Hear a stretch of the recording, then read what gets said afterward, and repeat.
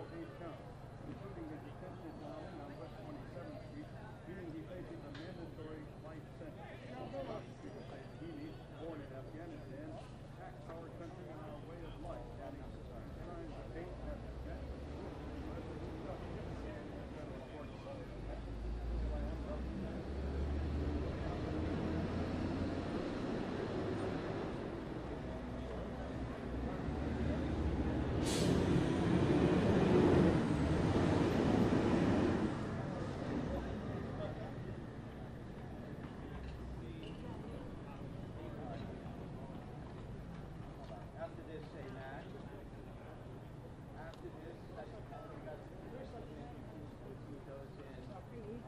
Yeah.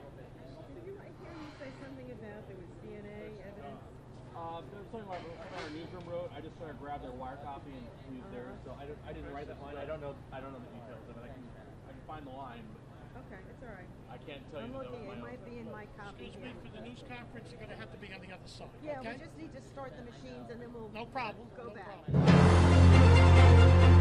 News this second.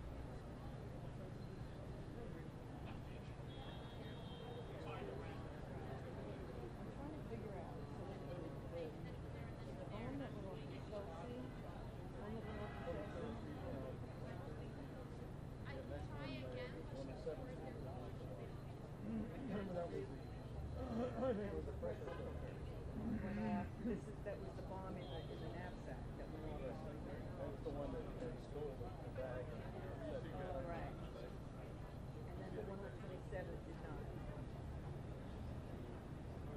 Right. In the first one. Judge was convicted on count 7 and 8.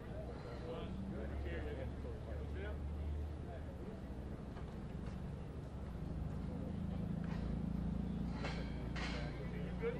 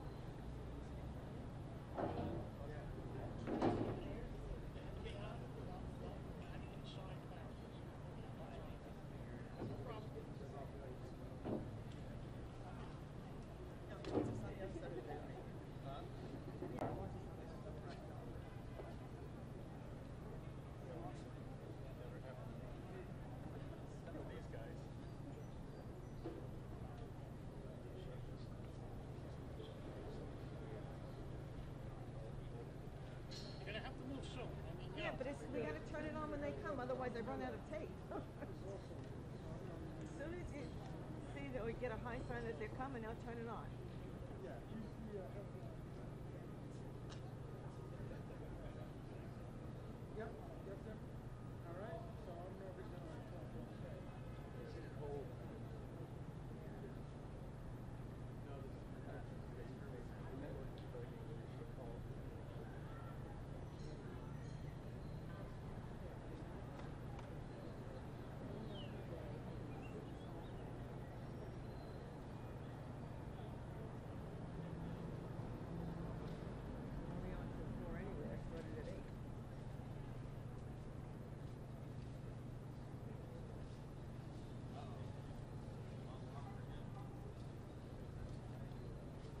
yell when you see him.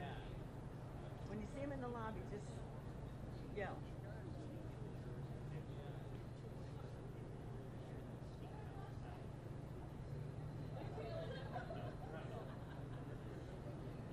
Hey, Steve.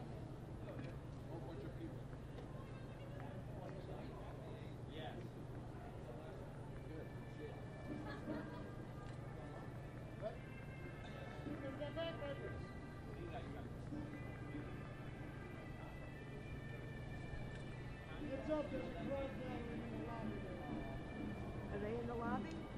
The whole group of them are in the lobby now. Okay. Turn it on.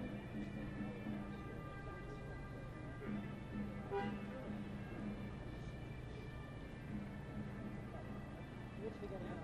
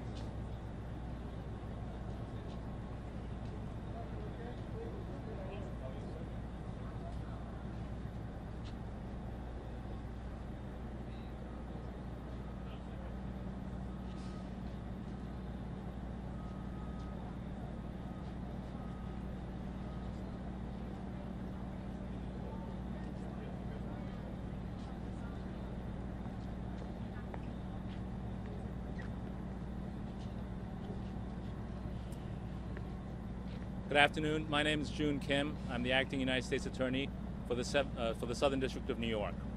On September 17, 2016, Ahmad Khan Rahimi attacked our country and our way of life. Inspired by ISIS and Al-Qaeda, Rahimi built, planted, and detonated bombs on the streets of Chelsea in the heart of Manhattan and in New Jersey, hoping to kill as many innocent people as possible. Rahimi's crimes of hate have been met with swift and resolute justice. Just over a year following his attacks, Rahimi now stands convicted of his crimes of terror after a fair and open trial by a jury of unanimous New Yorkers. He now faces a mandatory sentence of life in prison. Today's verdict is a victory for New York City. It's a victory for America in its fight against terror, and it's a victory for all who believe in the cause of justice. I want to thank the FBI, and I have here with me Bill Sweeney, the Assistant Director in charge of the New York Field Office. I want to thank the NYPD, and we have with me Deputy Commissioner John Miller, and the whole Joint Terrorism Task Force for the amazing work that they did, a really heroic response to the attacks and the investigation. I want to thank the Linden Police Department who arrested Mr. Rahimi following a shootout.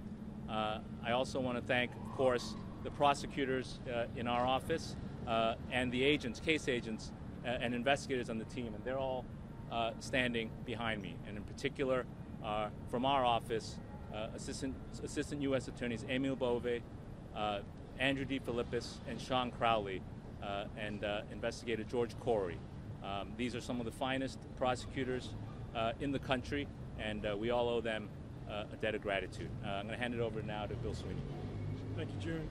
I just wanted to thank the exceptional public servants that are standing behind me for their work on this case. This is the core investigative team, but more importantly, I wanted to thank the hundreds of law enforcement officers on both sides of the river in Jersey and in New York who work together as one team to bring this case to a quick resolution. It's very obvious that this city remains a target, and most importantly, I want to thank the public for how engaged they were when this was going on last September. It's that engagement that's critical, especially as we go forward into this holiday season. So I wanted to remind everybody to please stay attentive, please stay alert, and if you do see something, please say something. Thank you to all of our partners, especially the NYPD, to Commissioner O'Neill, Deputy Commissioner Miller, and the New York State Police, and the dozens of other agencies that work to bring this case to this result.